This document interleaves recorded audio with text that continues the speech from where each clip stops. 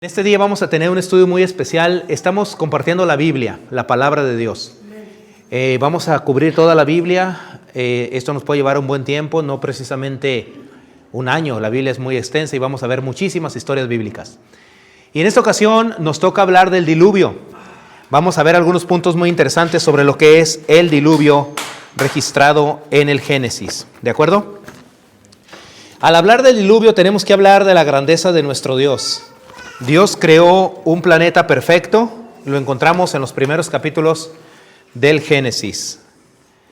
Y vamos en esta ocasión a analizar lo siguiente. Abra conmigo sus Biblias, me ponen por favor la cita bíblica. Abra su Biblia en la primera cita, que viene siendo esa, Deuteronomio 32:7, la vamos a leer. Acuérdate de los tiempos antiguos. Considera los años de muchas generaciones, pregunta a tu padre y él te declarará, a tus ancianos y ellos te dirán. Mira qué hermoso lo que está diciendo ahí la palabra de Dios. Acuérdate de los tiempos antiguos. Tenemos que recordar la historia bíblica. Considera los años de muchas generaciones, porque hay una riqueza impresionante en la palabra de Dios en torno a las líneas generacionales que vamos a estudiar en esta ocasión. Pregunta a tu padre y él te declarará. Eso es escrito para los hijos de Israel, a tus ancianos y ellos te dirán. Esto es una ordenanza que el Todopoderoso nos hace a nosotros, que tenemos que considerar los tiempos antiguos, analizar los registros bíblicos, profundizarnos en la palabra de Dios para encontrar la grandeza de Dios en las genealogías y en las generaciones. Voy a hacer una oración. Padre, te pido que tu palabra sea de alta nutrición en el alma de todos y cada uno de los que estamos aquí en esta ocasión. Gracias por tu amor en el nombre poderoso de Jesús. Amén. Bien, comienzo diciendo que cuando Dios creó los cielos y la tierra, colocó a Adán en el huerto del Edén. Luego el hombre incurrió en pecado y tuvieron dos hijos, que usted conoce la historia. Esos dos hijos fueron Caín, el primogénito, y Abel. A causa del primer derramamiento de sangre registrado en la Biblia, Caín mató a Abel. La descendencia de Caín quedó maldita. Y la descendencia de Abel, bendita. Pero esto es importante. Antes de la fundación del mundo, el Todopoderoso preparó un gran plan que se conoce como el plan de la redención. En el plan de la redención estaba integrado el propósito de que, como Dios todo lo sabe, Él ya sabía que el hombre iba a caer en pecado, Dios todo lo sabe. Ese gran plan se echó a andar en Génesis 3:15, cuando Dios declara a la serpiente que habría una enemistad entre la mujer y la serpiente. Se refiere a la simiente de la mujer, que es Jesucristo, que viene del linaje de Adán. Pero el diablo, a través de la historia, siempre procuró destruir el propósito de Dios. Y la forma como Satanás lo hizo fueron intentos desesperados para matar, truncar, eliminar toda posibilidad de que un día Jesucristo viniese a la tierra. Entonces, Caín, que el diablo ya sabía que iba a haber un plan, pero no sabía cómo iba a llegar, pero él trató de truncar eso. Caín mató a Abel y entonces al matar a Abel se rompió toda posibilidad de que un día Jesucristo viniera a la tierra y nos brindase salvación. ¿Vamos bien? ¿Pero qué pasó? Dios, que todo lo sabe y que todo lo puede, no permitió que eso impidiera su propósito y su gran plan eterno. Entonces, Eva tuvo otro hijo, al que llamó Set. Entonces, desde Adán hasta Noé corrieron dos líneas. La línea de Caín, que era una descendencia maldita, y la línea de Set, que eran los hijos de Dios. Cuando usted lee Génesis 6, dice la palabra de Dios, y aconteció que los hijos de Dios miraron a las hijas de los hombres, las cuales eran muy hermosas, y eligieron entre todas ellas, y se llegaron a ellas, y como producto de esa unión, la genética chocaron las genéticas y nacieron gigantes, y la maldad era extrema en aquellos días, tanto que se corrompió el camino de los hijos de los hombres, pero Jehová encontró a Noé perfecto en sus generaciones y Dios estableció el diluvio. Eso es importante. Muchos creen que cuando habla de los hijos de Dios se refiere a ángeles que luego cayeron en pecado al entrar en una relación con las mujeres, que la Biblia registra que eran muy hermosas en aquel entonces. En aquel entonces, hermanas, en aquel entonces eran muy hermosas las mujeres, eran bellísimas. ¿Estamos de acuerdo? O sea, usted no crea que usted, ay, yo era como esas mujeres. Ok, estoy bromeando, estoy bromeando, es una broma. Ok, pero mire, escuche esto. Pero no, ¿por qué razón no? Porque le hicieron una pregunta a Jesucristo. Bueno, una mujer tuvo un marido, luego tuvo otro, se aventó como 7 maridos. ¿De cuál de todas ellos va a ser su esposa en aquel gran día? Ustedes erran, del término erráis, equivocarse, ignorando las escrituras. Porque cuando estemos en la presencia de Dios, no habrá sexo, hombre-mujer, sino que serán como los santos ángeles de Dios. Entonces los espíritus que no tienen cuerpo y que se pueden materializar en una visualización, pero no pueden tener sexo. Eso no es así. No es así.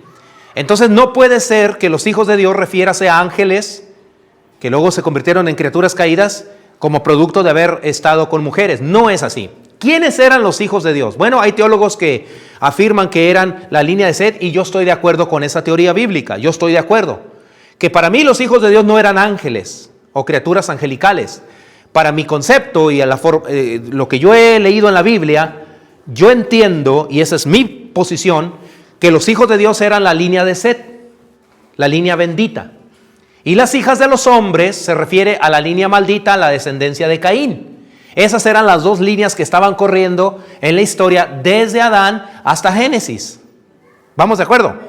Y cuando los hijos de Dios se refiere hijos de Dios, los otros ya eran hijos del diablo, los hijos de Dios es la línea, la simiente bendita, que se enamoraron de las mujeres, emparentaron con ellas, estuvieron con ellas, y entonces la genética pura de la línea de Set chocó con la genética contaminada de las hijas de Caín, y es ahí cuando se produjo este encontronazo, de tal forma que cuando ellas, disculpa el término, parían, del término parir, parían bebés, pues los bebés nacían normales, ¿no? No creas que nacía un elefante cuando ellas parían y de 100 kilos nacía el bebé, pues eso es imposible, ¿no? Nacía un bebé normal, pero luego el bebé se iba desarrollando muy deforme, iba creciendo.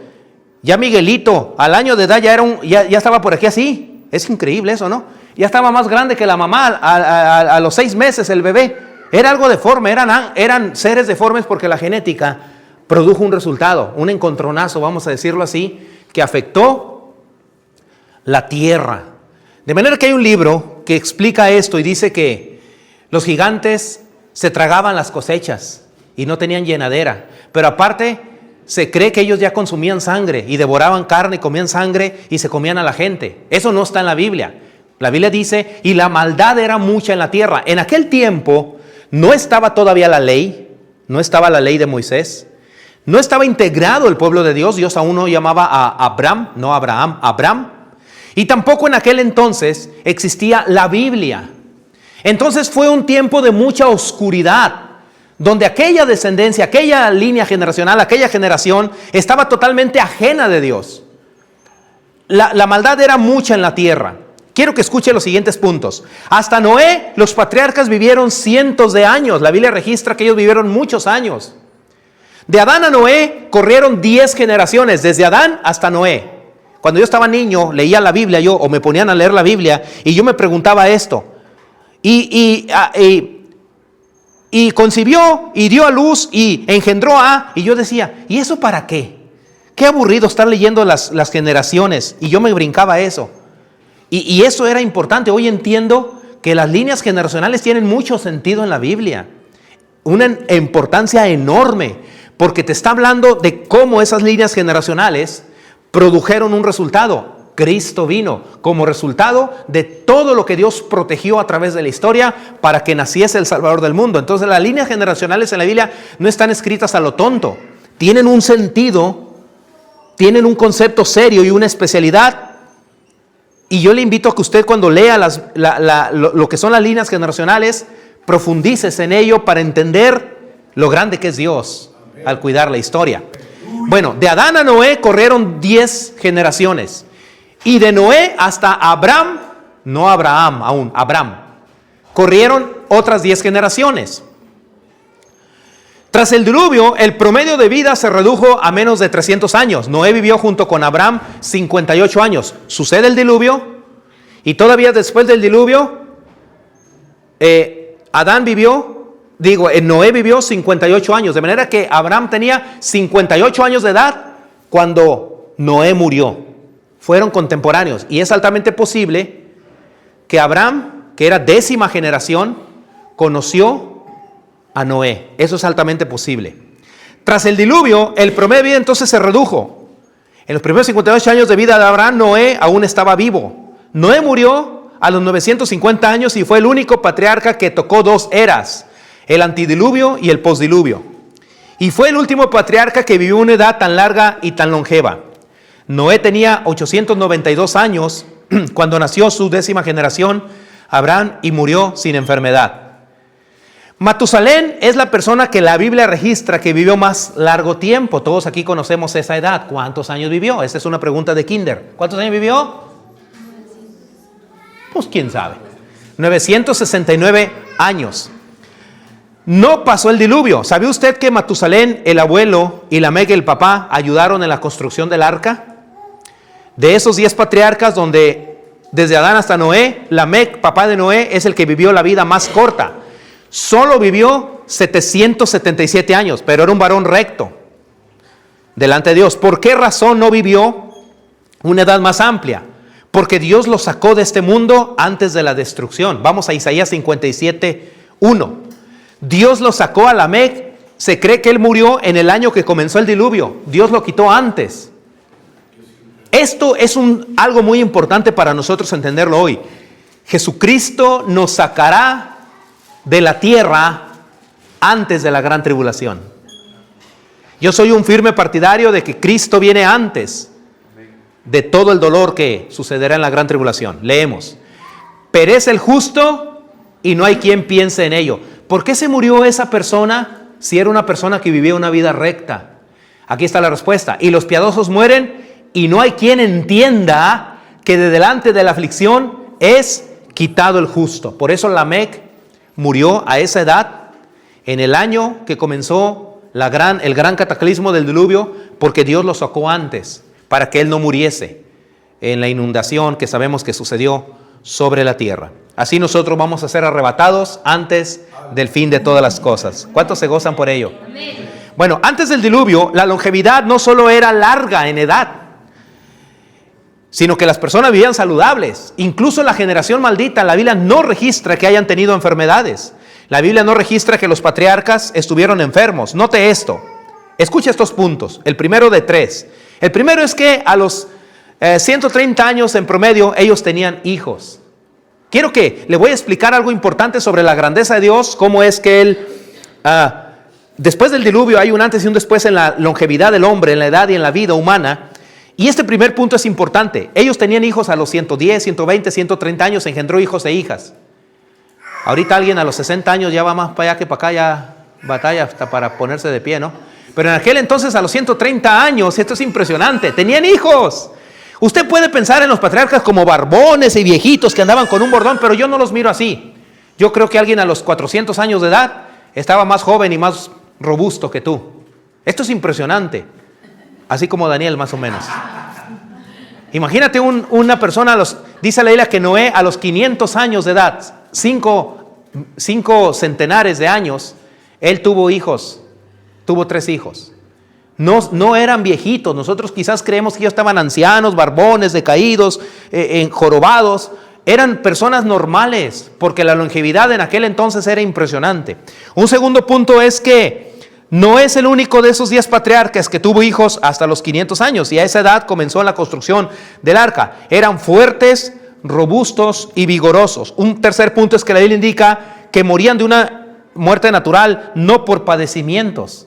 Las enfermedades que hoy aquejan a la sociedad hoy, tú vas al seguro y está bien aclentado, ¿no? Así de gente todo el tiempo, por todo el mundo enfermándose. Estamos en otra era. Pero en aquel entonces vivían muchos años sin enfermedades. Una razón para esto es que antes del diluvio hubo 3 condiciones que tras las catástrofes se perdieron. Le voy a registrar las siguientes condiciones. Atención todos. Número 1, una alimentación sana. Antes en Génesis 1:29, dice, y dijo Dios, he aquí que os he dado toda planta que da semilla, que está sobre toda la tierra, y todo árbol en que hay fruto y que da semilla, os serán para comer. Quiero que note ese primer punto de 3 que le voy a indicar, que son las razones por las cuales la edad o el promedio de vida se terminó, comparado con los muchos años que vivían en aquel entonces. Entonces el hombre era vegetariano, consumía productos que producía el campo, pero luego nos hicimos carnívoros. ¿Sabía usted que antes del diluvio la gente no comía carne? Yo dije hace un momento que los gigantes hacían esto. Esa era la maldad, porque aún no estaba autorizado. Hoy somos carnívoros y algunos también tremendo más que otros para el consumo de carne. Y el consumo de carne reduce significativamente la edad promedio de una persona, porque el cuerpo humano originalmente, en el diseño original, fue creado para consumir alimentos que produce la tierra. Frutas, verduras, semillas, cereales. Cereales me refiero a cereales que produce la tierra. Pero luego en Génesis 9:3, esto es un antes y un después del diluvio. En Génesis 9:3 dice la palabra, todo lo que se mueve, ahí es donde cambió la alimentación. Punto número 1. Antes eran semillas que consumía la gente y estaban vigorosos y fuertes. Después hubo un consumo de carne que redujo la capacidad del cuerpo humano significativamente. Leemos Génesis 9:3 y dice así la palabra del Señor. Todo lo que se mueve y vive os será para mantenimiento, así como las legumbres y plantas verdes, os lo he dado todo. Entonces el hombre comenzó a consumir carne, y ese consumo de carne, punto número 1, produjo un resultado, ¿me están entendiendo? Un resultado en el cual la vida del hombre solo por el término alimentación cambió. Lo segundo, ¿usted sabía que la temperatura cambió en la tierra después del diluvio? La temperatura en la tierra cambió. Vamos a Génesis 8:22 y ahí vamos a leer que la tierra antes del diluvio tenía una sola temperatura, no había frío ni había calor. Cuando se produjo el diluvio produjo un cataclismo. Ese cataclismo hizo que la tierra cambiase la temperatura, de manera que hoy tenemos en este tiempo calores extremos y fríos muy extremos, y la tierra tiene una disvariación en las estaciones climáticas. Pero antes del diluvio había una sola temperatura en la tierra, donde no había frío ni había calor.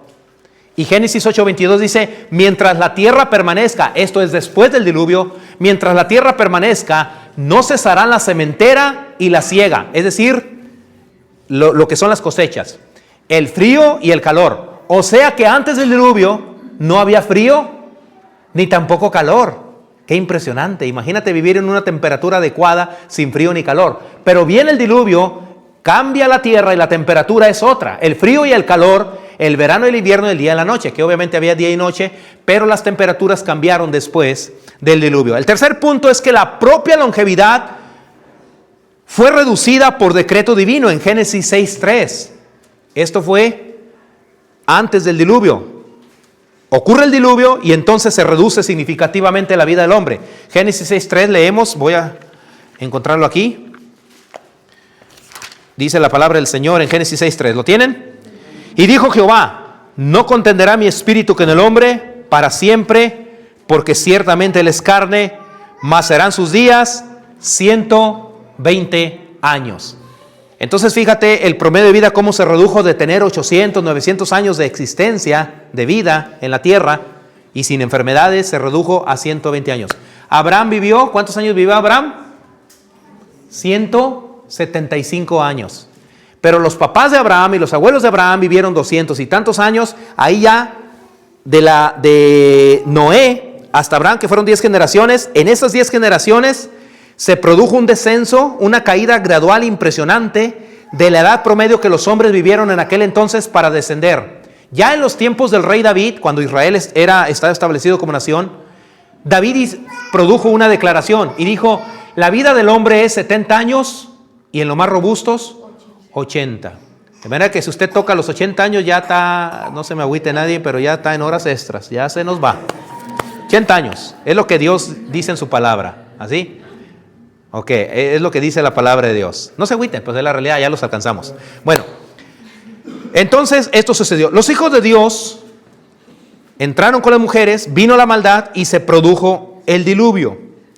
Y vamos a ver a continuación qué sucedió en el diluvio. ¿De acuerdo? Bueno, vamos a abrir nuestras Biblias. Por favor, ponme la siguiente cita que tengas ahí. Y vamos a analizar lo siguiente. Hay un punto muy interesante aquí, es que las genealogías de los fieles se registraron de forma constante. Quiero que leamos eso. Dice, había gigantes en la tierra en aquellos días, y también después que se llegaron los hijos de Dios a las hijas de los hombres y les engendraron hijos, esos fueron los valientes, que desde la antigüedad fueron varones de renombre. Continuamos. Ok. Fueron varones de renombre. Y vio Jehová que la maldad de los hombres era mucha en la tierra, y que todo designio de los pensamientos del corazón de ellos era de continuo solamente al mal. Y se conmovió Jehová en su corazón de haber hecho hombre en la tierra, y le dolió. Y dijo Jehová, raeré sobre la faz de la tierra los hombres que he creado, desde el hombre hasta la bestia y hasta el reptil y las aves del cielo, pues me arrepiento de haberlos hecho. Pero Noé halló gracia ante los ojos de Jehová. Quiero aclarar un punto importante ahí. Cuando la Biblia dice que Dios se arrepintió, hay una otra palabra donde el profeta Samuel le dice a Saúl, le dice, Dios no es hombre para que mienta, ni hijo de hombre para que se arrepienta. Pero ¿qué dice la palabra que aquí Dios se arrepintió? ¿Se contradice la Biblia o está mintiendo? Claro que no, vamos a aclararlo. Arrepintió, Reina Valera lo tradujo así, pero no se arrepintió. Dios no se arrepiente de nada, Él es perfecto. Arrepintió aquí es un concepto que tiene que ver con se conmovió su corazón. En el original es Dios se conmovió en su corazón a causa de tanta maldad de los hijos de los hombres sobre la faz de la tierra. Pero no es que Dios se arrepintiese, Dios no se arrepiente. Así quedó escrito y traducido. Pero en el original es el Señor se conmovió. Ahora bien, en las dos líneas que están corriendo, un punto muy interesante aquí es que las genealogías de los fieles se registran de una forma constante. No hay un registro claro, ni preciso, ni indicado sobre las vidas de las personas que estaban en la generación maldita, que es la generación de Caín. Pero sí hay un registro constante de la generación de la línea de Set. Esta continúa sin contarse ni cesar desde el primer patriarca hasta el último, hasta que finalmente se produce un resultado y es el nacimiento de Jesús en la tierra. Por el contrario, las genealogías de los malos terminan abruptamente. Se opusieron a Dios y afligieron a su pueblo escogido mientras se convertían en fundadores de culturas y civilizaciones prósperas, pero paganas. Al final perecieron y desaparecieron de la historia. Quiero que entienda eso en esta mañana. Dios es tan poderoso que mantuvo la línea de los hijos de Israel. Primero Noé, 10 generaciones, nace Abraham. La línea de Israel llega a Jesucristo y ahora estamos acá nosotros, que somos linaje de Abraham por Jesucristo. Vea cómo Dios conserva toda la historia con su gran poder. Pero las líneas de todas las generaciones de hombres y mujeres que sirvieron al mal terminaron abruptamente y su registro no fue prosperado. Estas naciones surgieron de entre los malos, pero también hubo descendientes malos de entre las genealogías de Set, hijo de Adán. Quiero que también note esto. En la Biblia, las flechas se usaban como armas ofensivas en la batalla.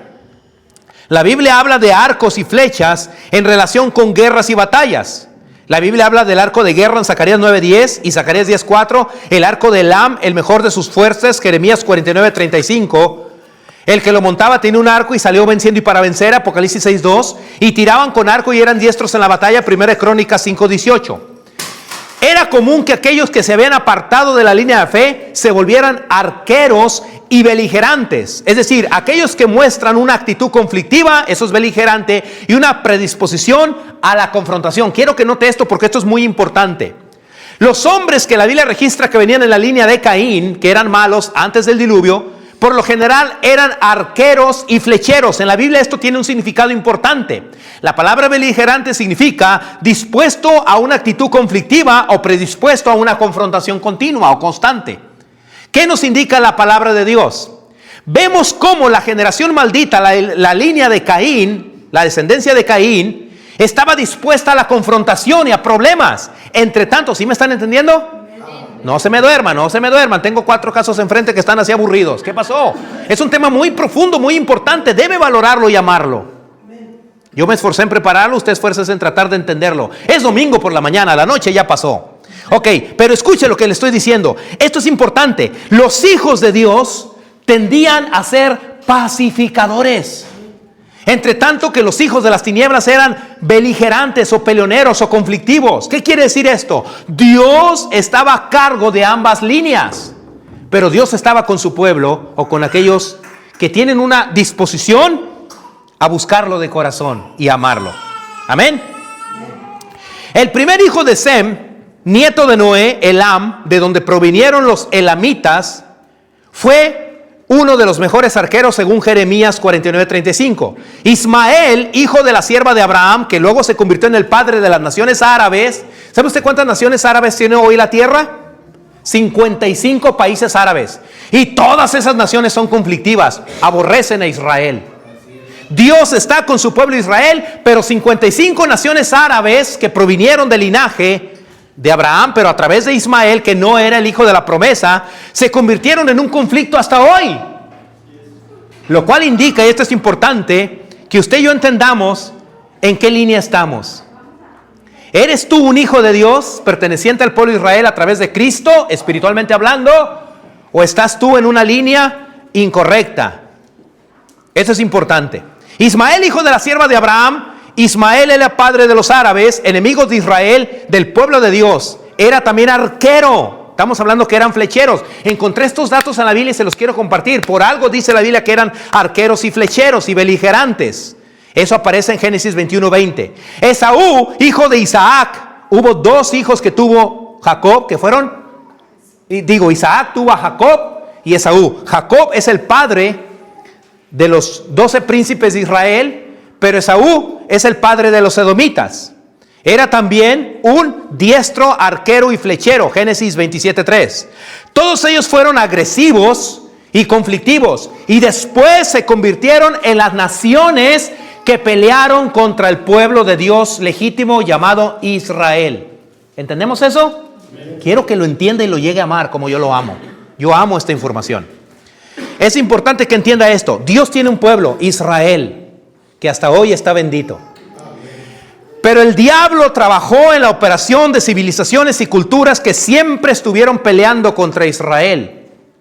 Naciones que fueron fundadas a partir de hombres de corazón hostil, fieros, salvajes, gente mala que tiene un corazón totalmente contra Dios, que comenzó con el primero de ellos, que era el papá de todos esos. Estamos hablando de líneas. ¿Quién era el papá de todas esas personas malas que fundaron civilizaciones en contra del pueblo de Dios Israel? El primero fue Caín, que tenía un corazón malo. Jehová le preguntó: ¿dónde está tu hermano? Ay, ¿yo qué voy a saber? A mí qué me importa dónde está tu hermano. La voz de tu hermano clama a mí, la sangre de tu hermano clama a mí desde la tierra. ¿Entiende ese punto? Ahí estamos viendo cómo Dios, la gente que está contra Dios, tiene una actitud hostil y fiera, implacable, violenta. Y así eran los fundadores de las naciones, de todas las culturas que usted encuentra en la Biblia, contra el pueblo de Dios Israel. Todos ellos fueron agresivos, conflictivos, y de ellos nacieron y provinieron naciones beligerantes que atacaron y afligieron al pueblo escogido de Dios, que más adelante en la historia lo conocemos hasta hoy como el pueblo de Israel. Este es un tipo de que el pueblo de Dios hoy también enfrenta conflictos con enemigos agresivos. Para Dios hubiera sido simplemente fácil no permitir a esos enemigos, pero era requerido que en la vida habría batalla. ¿Para qué sirve la batalla? Para ejercitarse, para estar activo y para vencer. Siempre habrá enemigos hostiles, pero Dios siempre estará con su pueblo. Y su pueblo es Israel en la historia, y hoy somos nosotros. ¿Cuántos alaban al Señor? La Biblia registra el orden de 10 genealogías en la Biblia. Se las voy a mencionar a continuación, del 1 al 10. Número 1, la Biblia registra la creación de los cielos y la tierra. Tengo las citas bíblicas aquí. Número 2, la genealogía de Adán. 3, la descendencia de Noé. 4, de los hijos de Noé. 5, de Sem, que son los semitas. Usted sabe que Noé tuvo 3 hijos. Noé tuvo 3 hijos, que son Sem. Ayúdenme. Sem. ¿Ha leído la Biblia? Sem, Cam y Jafet. Esos 3 son los descendientes de Noé. Ok.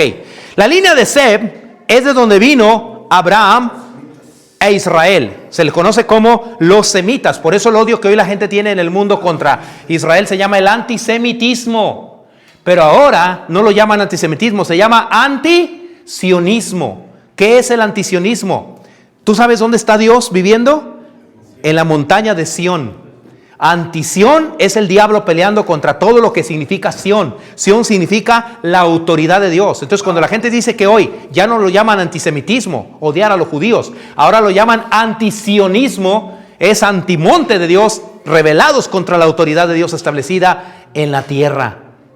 La gente no sabe lo que odia cuando hablan contra Israel. La gente no entiende, porque no lo entiende cuando ellos se pronuncian para hablar mal de los judíos.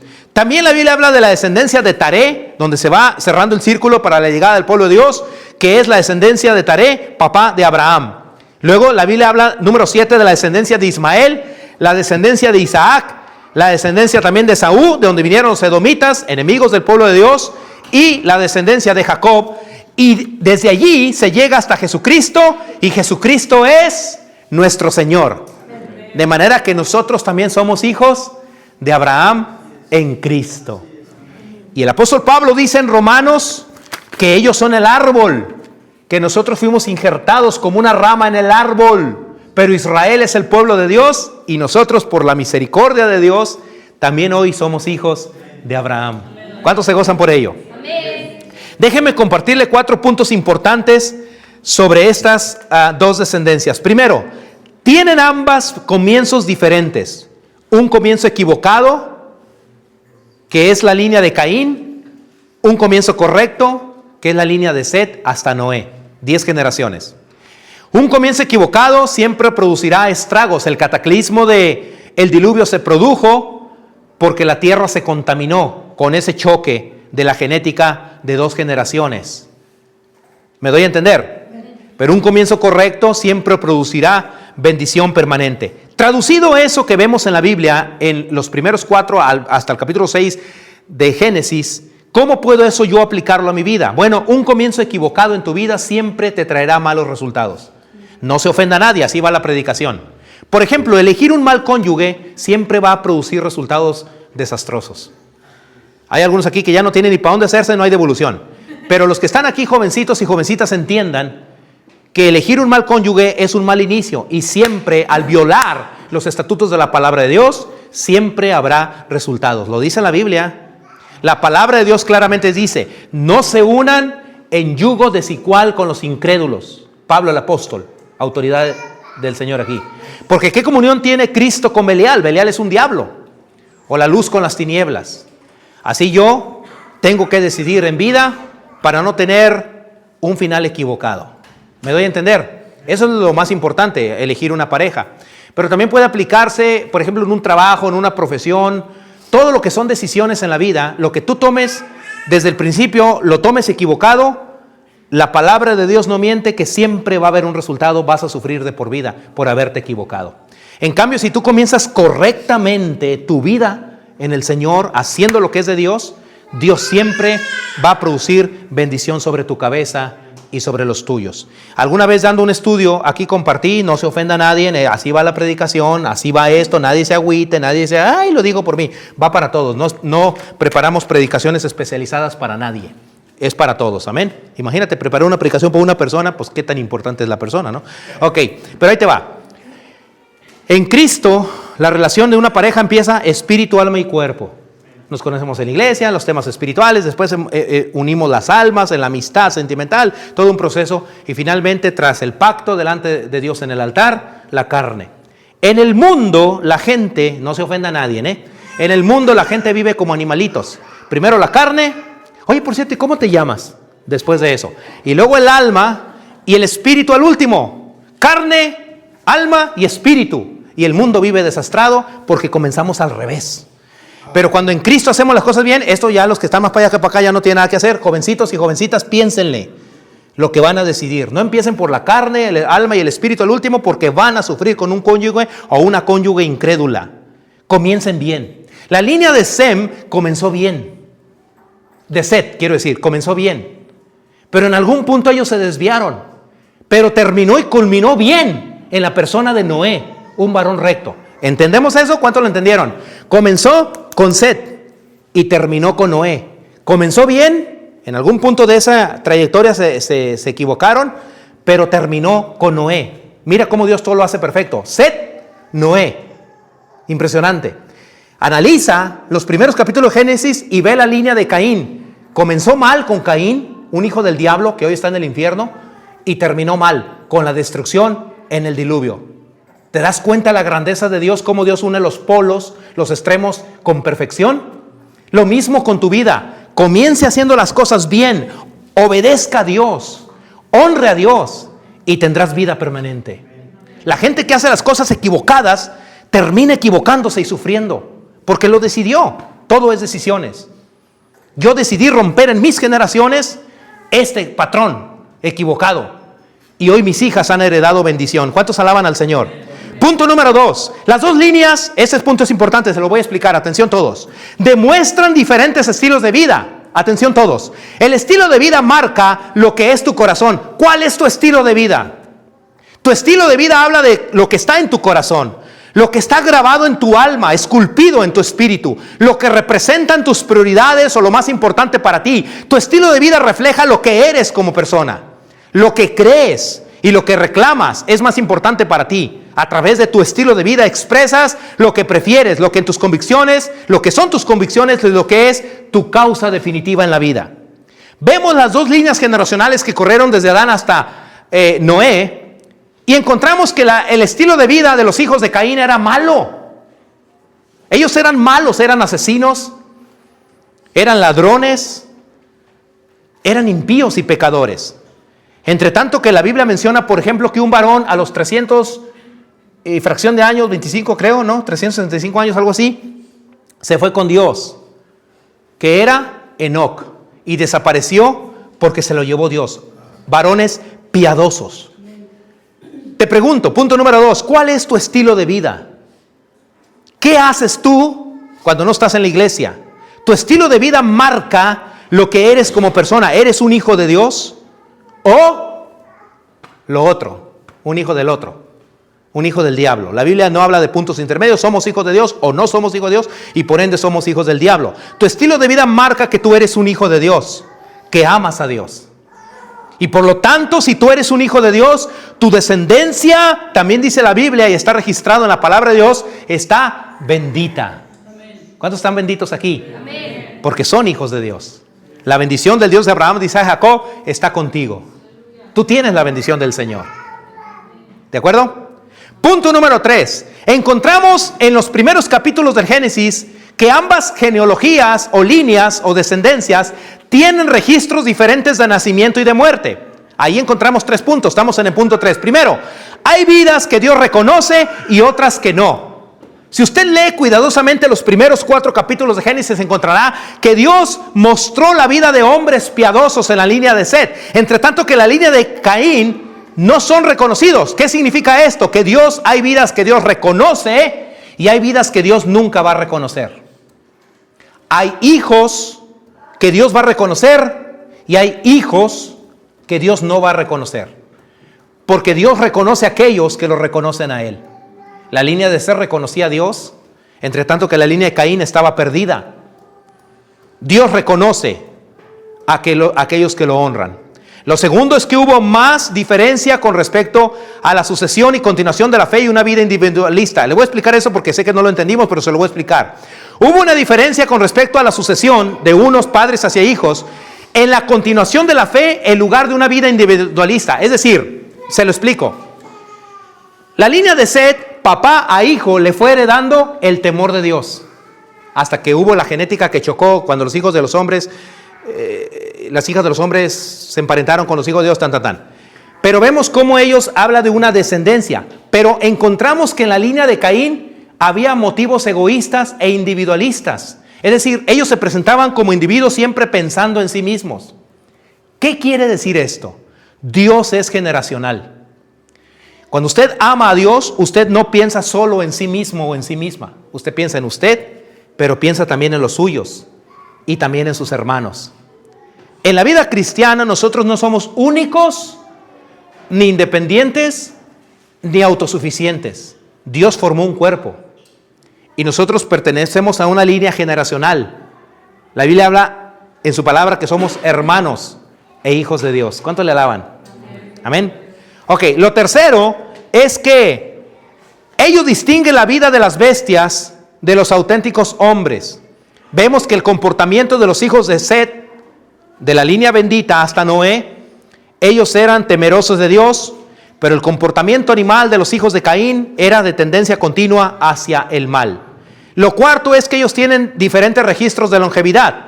No hay registros de los años de nacimiento o muerte de los descendientes de Caín, pero sí la Biblia registra que todas las generaciones hasta Noé vivieron un porcentaje de años que es descrito con claridad en la Biblia, en los casos de los patriarcas, pero no así de los hijos de Caín. ¿Qué quiere decir esto? Que Dios toma en cuenta más, para los que dicen que Dios para todos es igual, no es así.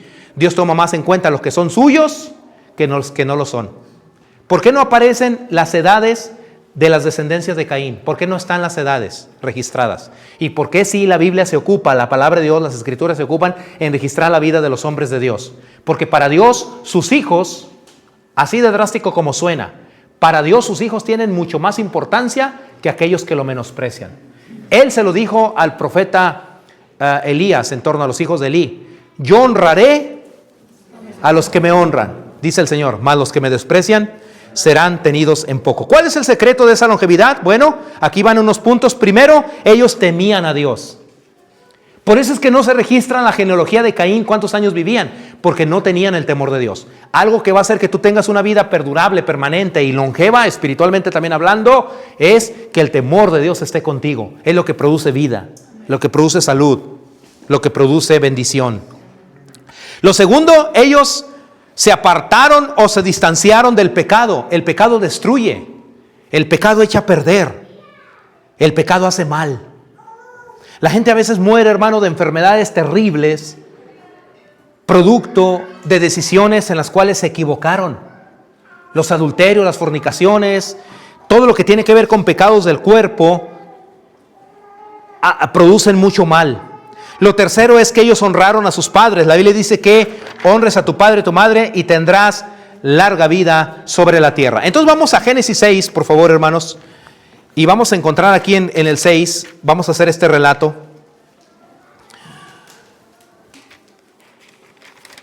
Donde la palabra de Dios dice esto. Vamos a leer Génesis 6, 14 al 22.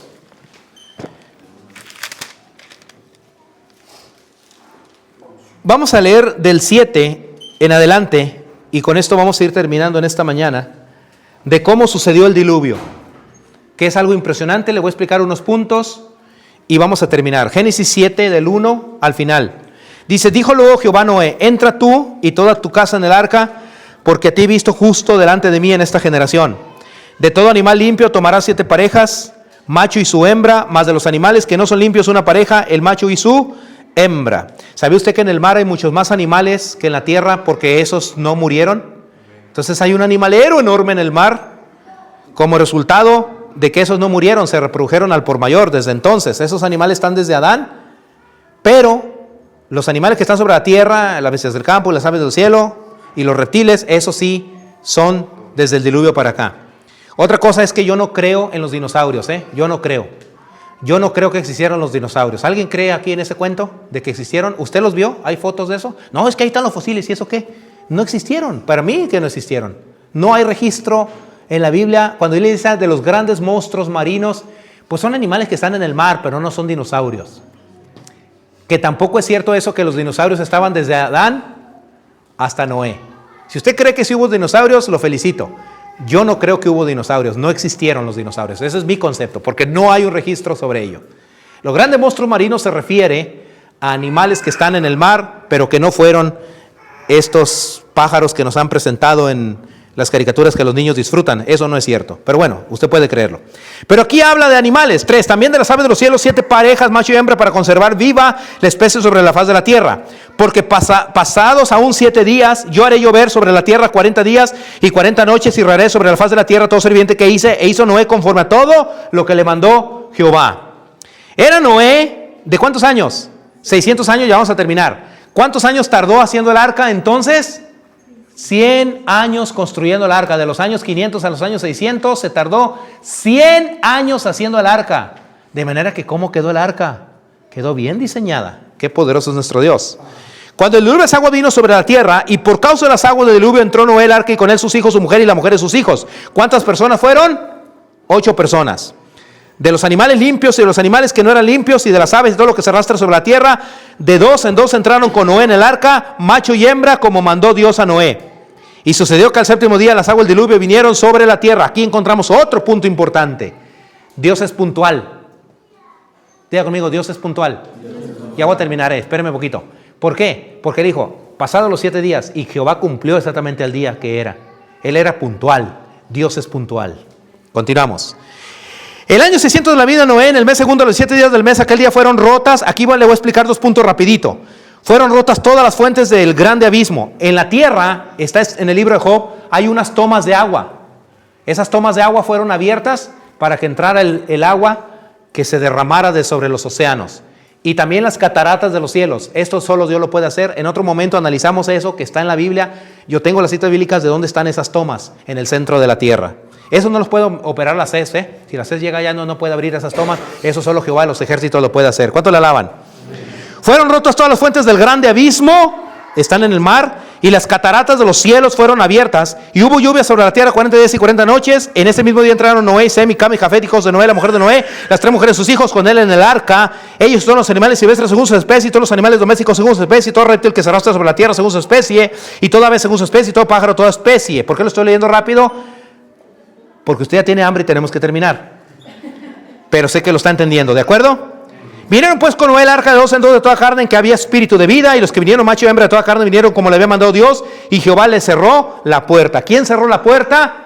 Dios mismo vino, el Señor de los ejércitos se presentó, y Él mismo cerró la puerta en persona. 17. Y fue el diluvio 40 días sobre la tierra, las aguas crecieron y alzaron el arca y se elevó sobre la tierra. Hay gente que dice esta situación, que solamente fue allá por el lado de Turquía, donde quedó en los montes de Ararat sentada el arca. No, la tierra no fue solo allá. El diluvio fue sobre todo el planeta. Y subieron las aguas y crecieron en gran manera sobre la tierra, y flotaba el arca sobre la superficie de las aguas, y las aguas subieron mucho sobre la tierra, y todos los montes altos que ve debajo de todos los cielos fueron cubiertos. 15 codos más altos subieron las aguas después que fueron cubiertos los montes. ¿Cuál es el monte más alto de la tierra? El monte Everest. ¿Cuánto tiene? 8.848 metros de altura, y todavía 15 codos más arriba, o sea que nadie se salvó de este gran cataclismo mundial. Y murió toda carne que se mueve sobre la tierra, así de aves como de ganado y de bestias, y todo reptil que se arrastra sobre la tierra, y todo hombre, todo lo que tenía aliento de espíritu bien en sus narices, todo lo que había en la tierra murió. Nótese que dice en la tierra, no en el agua. En el agua, obviamente los animales que están en el agua quedaron vivos. Por eso hay mucho animal hoy en el mar. Así fue destruido todo ser que vivía sobre la faz de la tierra, se especifica, desde el hombre hasta la bestia, los reptiles, aves del cielo, y fueron raídos de la tierra, y quedó solamente Noé y los que con él estaban en el arca. ¿Y cuánto tiempo estuvieron las aguas en la superficie de la tierra? Y prevalecieron las aguas sobre la tierra 150 días. Súmele 40 días más 150, 190 días. Después de eso usted lee más adelante que primero mandó una paloma, un cuervo, algo así, hasta que se fue secando la tierra. O sea que el diluvio fue un año, casi un año, de todo ese cataclismo que se produjo sobre la tierra. Termino con esto porque es momento oportuno para terminar. ¿Qué nos enseña la palabra de Dios frente a esto? Que Dios es muy grande. Dios es el ser más poderoso que está en el universo. Es nuestro Dios. Pero hay una cuestión muy importante, y es esta, y con esto voy a terminar. Jehová de los ejércitos, cuando termina el diluvio, le dice estas palabras a los hijos de los hombres. Le dice, ciertamente lo que he hecho nunca lo volveré a hacer. Piensen, utilicen su imaginación, amados hermanos, para entender esto. ¿Qué tan fuerte fue la destrucción del gran cataclismo del diluvio que dice la Biblia? Que Jehová de los ejércitos se conmovió también en su corazón a causa de haber destruido al hombre. Y dice la palabra que cuando él dijo estas palabras, ofreció una promesa y dijo, nunca más, porque Jehová se conmovió de la destrucción. O sea, piense por un momento lo fuerte que fue el diluvio en el planeta y cómo murió la gente ahogada, desesperada. Imagínate, la gente gritando, desesperada, muriéndose, incluidos niños y bebés. Que alguien dirá aquí, ¿qué culpa tienen? Estaba maldita la generación en aquel entonces, estaba mal. Y Jehová se conmovió a causa de esa destrucción y dijo, nunca más volveré a raer, del término raer, a raer de sobre la faz de la tierra a los hombres de esta manera. Nunca más habrá un diluvio. Y entonces Él colocó un arco iris que ahora aquellos dicen que es de ellos, los colores. No, los colores no son de ellos, los colores son de Dios. ¿Cuánto le alaban? Amén. Si yo quiero pintar mi casa de muchos colores, le estoy dando la gloria a Dios porque los colores son de Dios. ¿Cuántos alaban al Señor? Ok, aquellos se robaron la idea, pero los colores no son de ellos, los colores son propiedad del Dios Todopoderoso. Él es el artista que los creó. Amén. Así que si un día pintamos la guardería de colores, entienda que los colores no son de aquellos. Los colores son, ¿de quién son los colores? De Dios. Entonces colocó un gran arco iris de colores hermoso. Y esta es la señal del pacto que haré con ustedes. Cuando ustedes miren esta señal, entiendan que yo voy a cumplir mi promesa. Nunca más destruiré en agua la tierra. Pero ahí les va, y con eso termino. Ya no va a ser destruido en agua. Ahí está la cosa. Ahí le dice en Pedro, el apóstol Pedro dijo, los elementos ardiendo, Jesús dijo, las potencias de los cielos serán conmovidas. Ya están ahorita preparadas las bombas atómicas. Estados Unidos, Rusia y los demás ya están listos para tirar el primer bombazo y que esto se haga pedazos. Eso va a suceder. ¿Sí? Y dice, y las potencias de los cielos serán conmovidas y las estrellas caerán. Y Pedro dice, y los elementos ardiendo serán deshechos y la tierra va a ser quemada. O sea que ahora no va a ser un cataclismo de agua que sería terrible, no va a ser así, pero va a ser con lumbre, la destrucción próxima que viene. Y la tierra no va a desaparecer, solo va a ser quemada y después va a ser restaurada. Pero ¿qué vemos ahí? La grandeza de Dios.